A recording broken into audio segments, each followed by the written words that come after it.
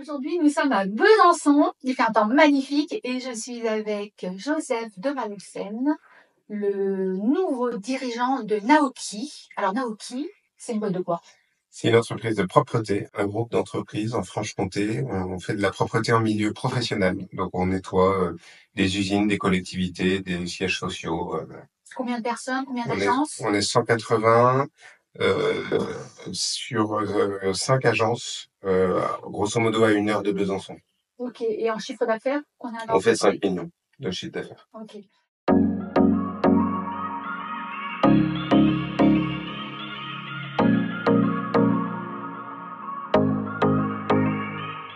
Alors Naoki, vous connaissez peut-être pas, mais en tout cas vous connaissez le fondateur qui est Pierre Arnaud, puisque c'est un membre illustre des EDC. Il nous racontera d'ailleurs cette passation de flambeau assez incroyable, puisque ça fait partie du petit plus, à mon avis, d'être un patron dirigeant chrétien, de voir comment les choses peuvent être conduites. Aujourd'hui, dans le secteur de la propreté en B2B, c'est quoi les grands enjeux et comment vous vous différenciez des autres boîtes? On a un très gros enjeu d'organisation parce que il y a 1000 raisons. Enfin, quand je vous dis propreté, sincèrement, dans le commun des mortels, tout le monde dit, OK, c'est simple, je sais faire. Mais savoir faire le ménage chez soi, c'est une chose. Savoir le faire dans 1000 points d'intervention, entre 1 et 5 fois par semaine, avec tous les sujets logistiques que ça peut comporter, de les clés, les produits, mon salarié, la consigne, mais oui, mais je t'avais demandé de faire ci et ça, plus le turnover, plus etc. Ça fait 1000 raisons qu'on se prenne les pieds dans le tapis et qu'on fasse mal l'intervention, que le client soit mécontent, que le salarié subisse l'énervement du client, alors que l'intervention se passe bien. D'accord. Que mes environ 100 000 interventions par an se passent bien. Wow. Donc c'est un gros enjeu d'organisation avant tout, de passation de consignes, etc., etc. Et c'est quoi le petit truc en plus alors pour que vos salariés soient heureux? Parce que je sais que ça, c'est quelque chose à laquelle vous prêtez beaucoup d'attention. Oui, on cherche énormément à prendre soin de nos salariés. Aujourd'hui, prendre soin d'un salarié dans la propreté, ça veut d'abord dire faire en sorte que mon salarié ait les moyens de bien faire. C'est avant tout ça. Oui, parce que finalement, c'est des gens qui travaillent, entre guillemets, loin de vos bureaux, Oui, beaucoup en autonomie, donc il y a oui, quand même, voilà, possiblement de la solitude qui peut s'installer. oui. Et donc, comment vous arrivez à maintenir le lien, donner du sens à ce travail-là? Oui. Et c'est quoi le petit truc d'un patron chrétien? Si patron chrétien, ce que je recherche aujourd'hui, c'est une performance globale. C'est-à-dire, c'est pas uniquement une performance financière, même si je la cherche, parce que si on n'a pas la performance financière, je vais aussi mettre mes salariés en difficulté. On le voit, et ils n'ont pas besoin de ça, sincèrement. Mais c'est aussi avant tout une performance sécurité, hein. J'ai des salariés qui peuvent se mettre en situation de risque pour bien faire les choses. Donc ça, c'est pas acceptable. C'est une performance en termes de qualité. Mes salariés ont envie de bien faire les choses et souvent, quand ils font mal les choses, c'est pas de leur faute. Et donc, à moi, en tant que patron, et a fortiori patron chrétien, de leur donner les moyens de bien faire pour qu'ils puissent avoir la dignité de bien faire leur travail, d'être fiers de leur travail, de pouvoir, comment dire, voilà, dire aux clients, bah voilà, votre bureau, il est nickel. Et cette question de la dignité du travail bien fait, chez nous, elle a une substance très forte. Un exemple?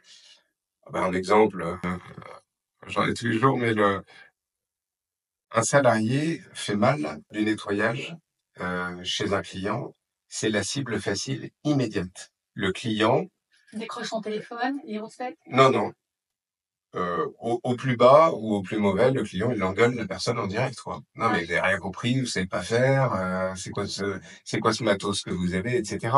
Et mon pauvre salarié, bah, peut-être que oui, il avait pas le matériel, parce que nous, on n'a pas été bons.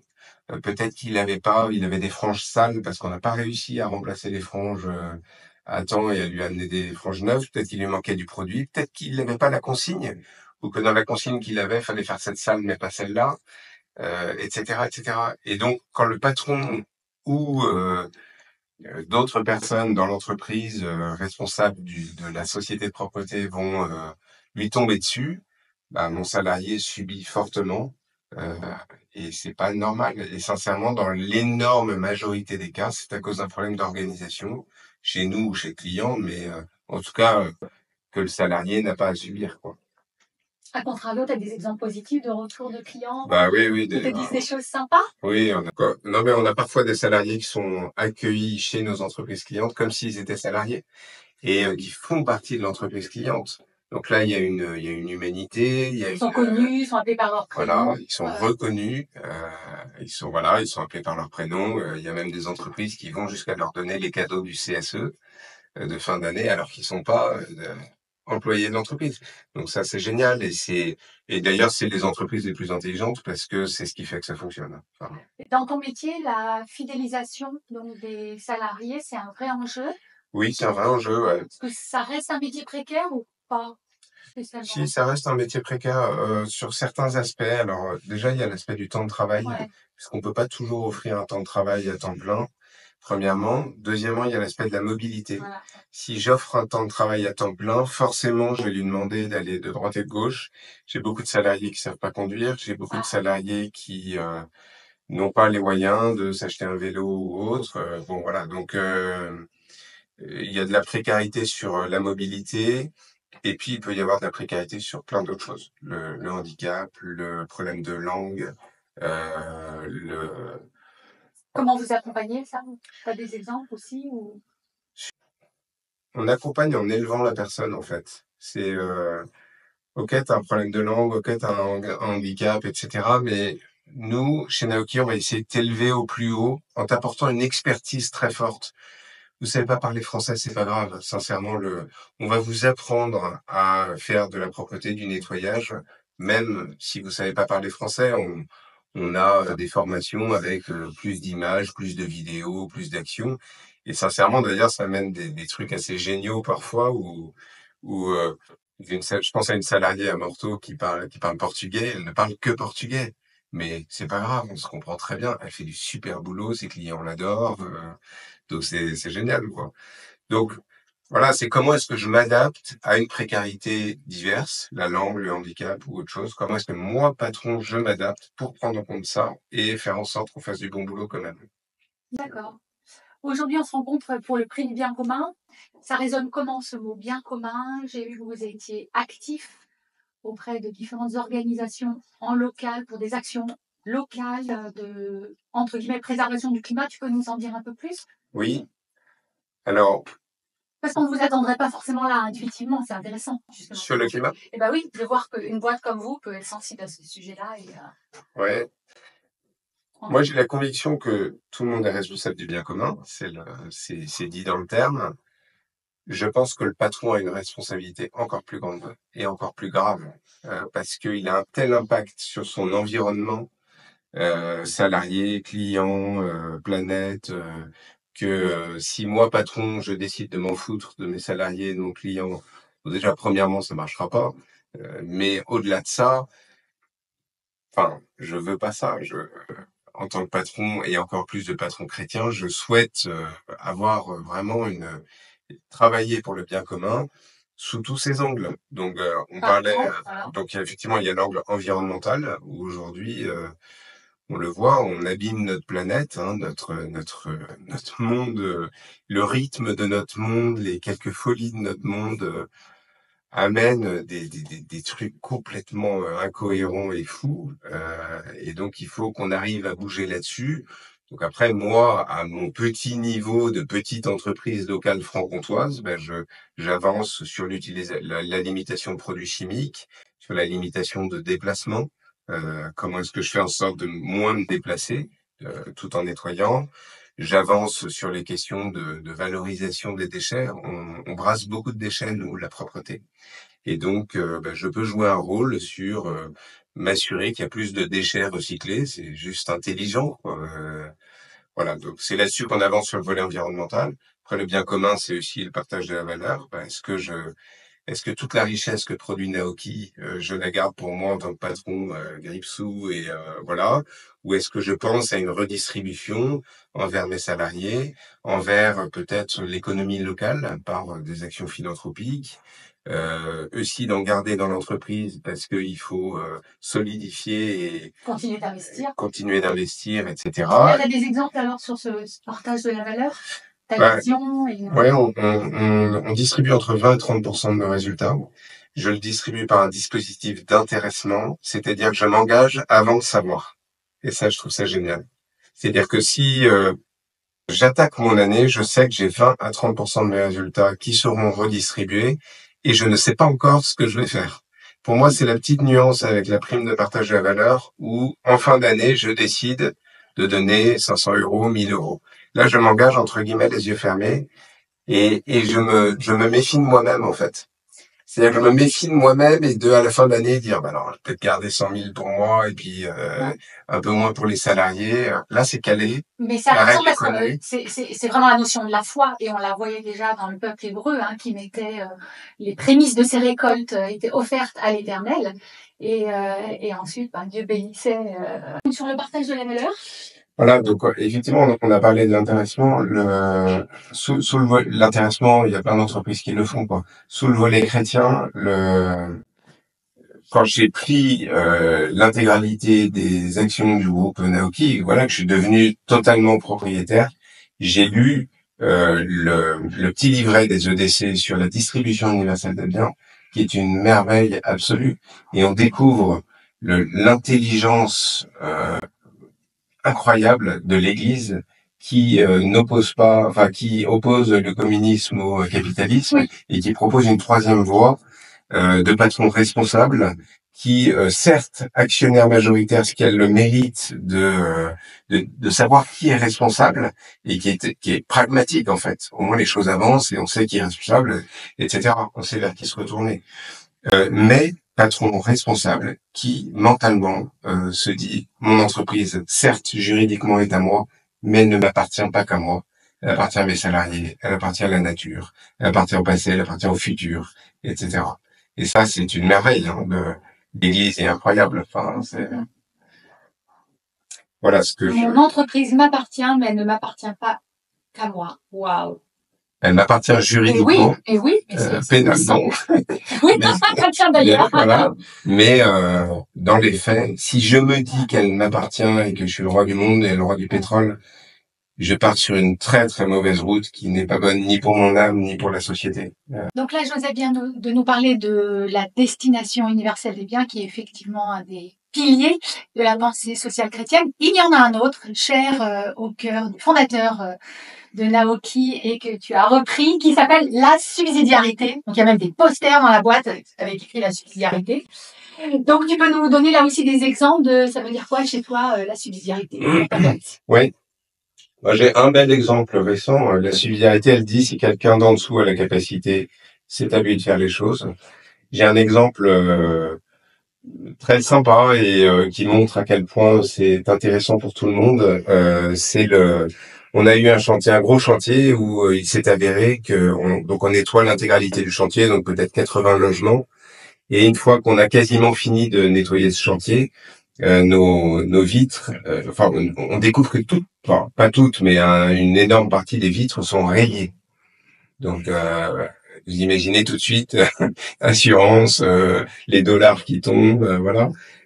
Et en fait, j'ai un salarié qui, dans l'esprit de la subsidiarité, et j'ai voulu le laisser faire parce que je l'en ai senti capable, a prouvé devant le client que ce n'était pas lui. Il a trouvé la cause des rayures et donc c'était juste génial parce que moi j'arrive en tant que patron, je sais pas laver des vitres. Enfin, voilà, je dis merde, mes salariés ont fait des conneries, etc. Et lui il me dit Joseph, je suis capable de prouver. Clac, subsidiarité, on le laisse faire, il prouve, et il en ressort grandi, fier. Le client est content parce qu'il a sa solution et il comprend ce qui se passe. Moi en tant que patron, finalement j'ai rien fait, mais c'est génial de l'avoir laissé faire et tout le monde en sort grandi. Laisser faire et faire confiance finalement. Faire confiance, toi tu as fait confiance et lui il a eu la confiance de ton client et il a eu la mienne pour l'autoriser à parler devant le client avec peut-être une prise de risque limitée, mais si on se rappelle du principe de subsidiarité, est-il capable? Le gars il a 30 ans d'ancienneté, il a fait de la vitrerie toute sa vie, oui il est capable, donc je le laisse. Et il a expliqué ça 1000 fois mieux que moi. Puis d'ailleurs, moi, je me serais planté. Enfin, clairement, j'aurais pas su quoi dire. J'aurais appelé mon assureur. Ouais, c'est ça. Donc voilà. Alors l'objectif de ces petits entretiens en direct de chez les membres d'EC, c'est de vous partager des pratiques inspirantes. Et donc, comment t'es arrivé ici? Comment t'es arrivé chez Naoki? Et ça s'est pas fait par hasard? Non, c'est sûr. Alors, j'ai grosso modo, j'ai un peu moins de 20 ans de DRH dans l'industrie agroalimentaire, absolument passionnant, ou dans d'autres secteurs.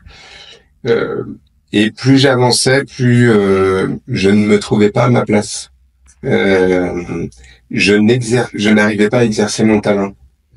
Et sincèrement, quand on relit la parabole des talents, ça devenait problématique. Alors, ça devient problématique de manière conceptuelle et spirituelle quand on relit la parabole des talents, mais au quotidien, vous imaginez que c'est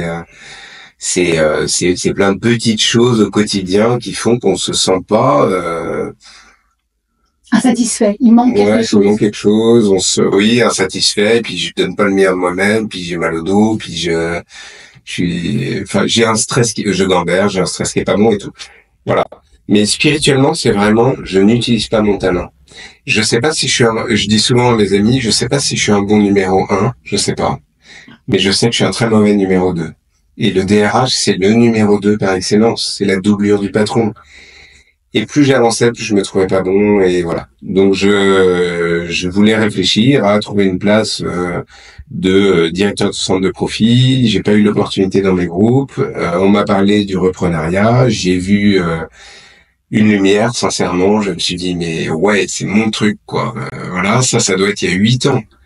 Mais pour le reprenariat, la reprise d'entreprise, il faut du temps, il faut de l'argent. J'avais ni l'un ni l'autre. Mais qu'importe, c'est le projet. Et puis on dit au Seigneur, enfin voilà, dans nos prières, on dit au Seigneur, c'est le projet. Et puis un jour, il y a les fenêtres de tir, il y a une forme d'alignement de planètes qui, pour certains, c'est le hasard, pour d'autres, c'est la providence. Et tu rencontres Pierre Arnaud. Alors non, ça s'est pas fait aussi simplement. C'est-à-dire que à un moment, ça se passait mal dans ma dernière entreprise, donc je me suis fait licencier. Le lundi, il se trouve que le mercredi, par la bonne volonté de frères chrétiens qui se reconnaîtront si ils écoutent, il se trouve que le mercredi, on était avec ma femme à Fatima pour un pèlerinage avec une communauté. Et donc voilà, génial, j'arrive surtendu, surstressé, je dépose tout là-bas, mais vraiment, je dépose tout. Je dépose tout. Et tu repars plus léger, sans savoir où tu vas, mais plus léger. Exactement. D'une part, et ce qui est assez chouette, c'est que je repars. Alors, j'ai fait un truc que beaucoup de chrétiens font, c'est que j'ai écrit ma petite lettre au Seigneur. Très orgueilleux, cette petite lettre, en disant, Seigneur, je veux racheter une entreprise dans l'industrie à Chambéry. Et en fait, ce qui est très beau, et vraiment, c'est là-dessus que j'ai trouvé ça magnifique, c'est que j'ai dit ça au Seigneur, mais les 20 dernières années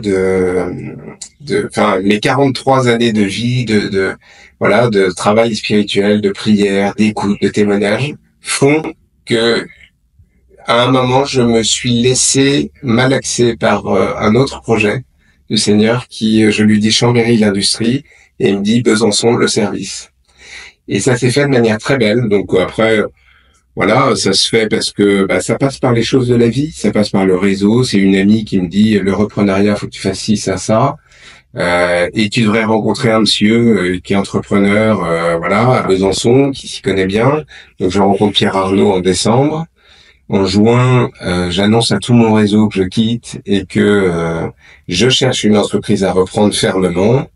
Donc, dont Pierre me dit, je suis bloqué, je te rappelle dans 1 heure. Il me rappelle dans 1 heure, il me dit, est-ce que tu rachètes mon groupe? Pouf. Alors, il dit, propreté, femme de ménage, ouais, bon.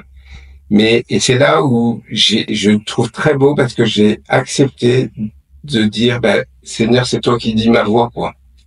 C'est Dieu fait ma route. Mais pour que Dieu fasse ma route, il faut que j'accepte ça, il faut que je dise, la propreté, ouais, j'y avais pas pensé, c'est peut-être pas trop mon truc, mais Dieu fait ma route. Donc, Joseph, tu vas voir Pierre. Et tu écoutes Pierre. Donc, on fait ce rendez-vous dans ce bureau. Et puis, ben ouais, je me dis, mais Joseph, là, c'est du bon sens, quoi. T'es DRH, qu'est-ce que je sais faire? Quel est mon talent? J'ai un talent peut-être sur la gestion des ressources humaines parce que c'est mon parcours. Et donc, ouais, là, c'est le projet du Seigneur, quoi. Et est-ce qu'on peut dire que en échangeant avec Pierre, tu t'es senti aligné et que du coup c'est ça aussi qui t'a rassuré? Alors oui et non. Alors c'est sûr qu'on s'est senti méga aligné.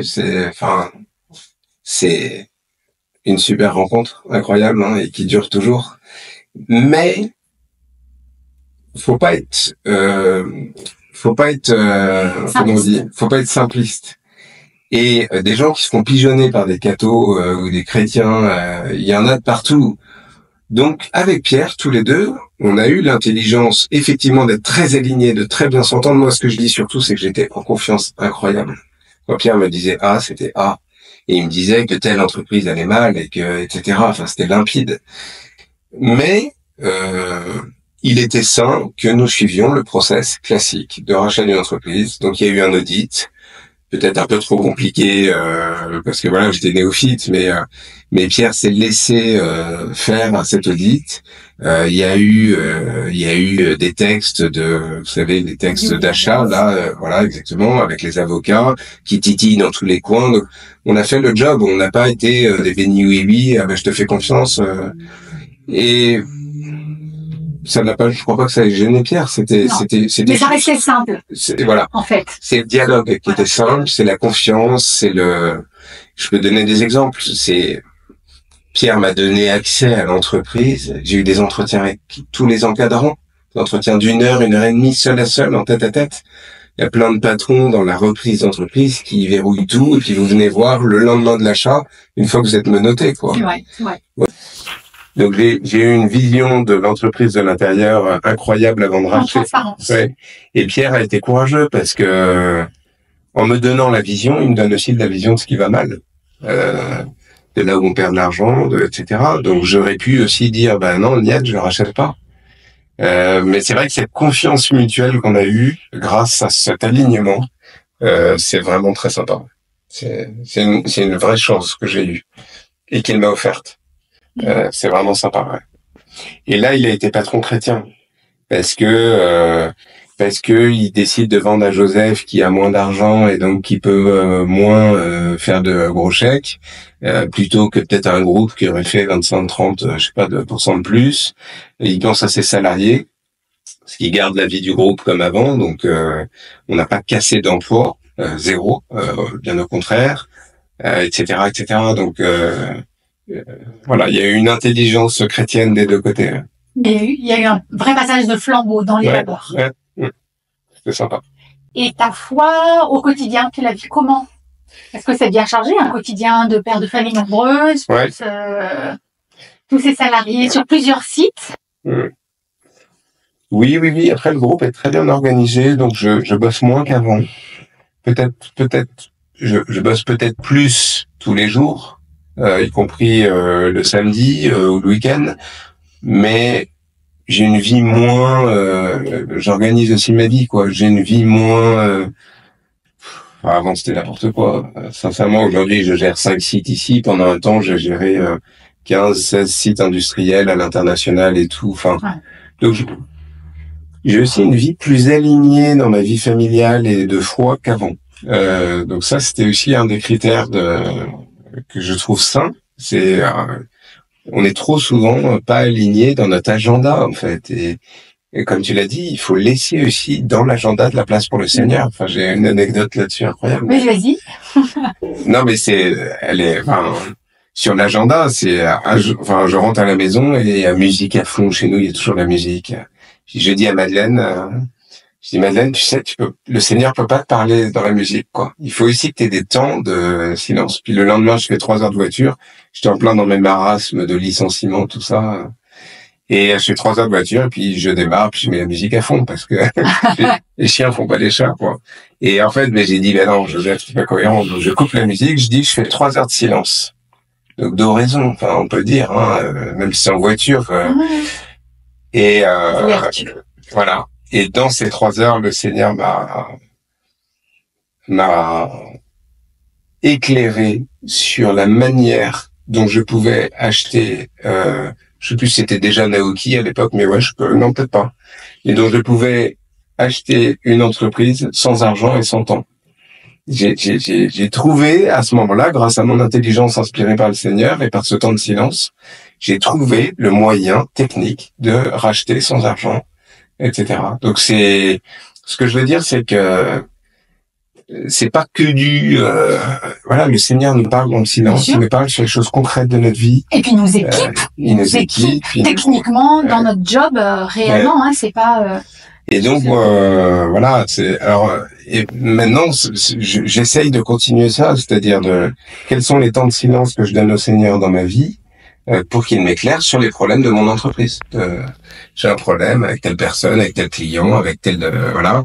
Et pareil à Noël, voilà, un temps d'horizon, puis là, clac, le Seigneur me dit, Joseph, voilà comment il faut que tu prennes soin de tes salariés. Il faut que tu les prennes soin en les élevant vers le haut par l'expertise, en leur donnant une expertise forte.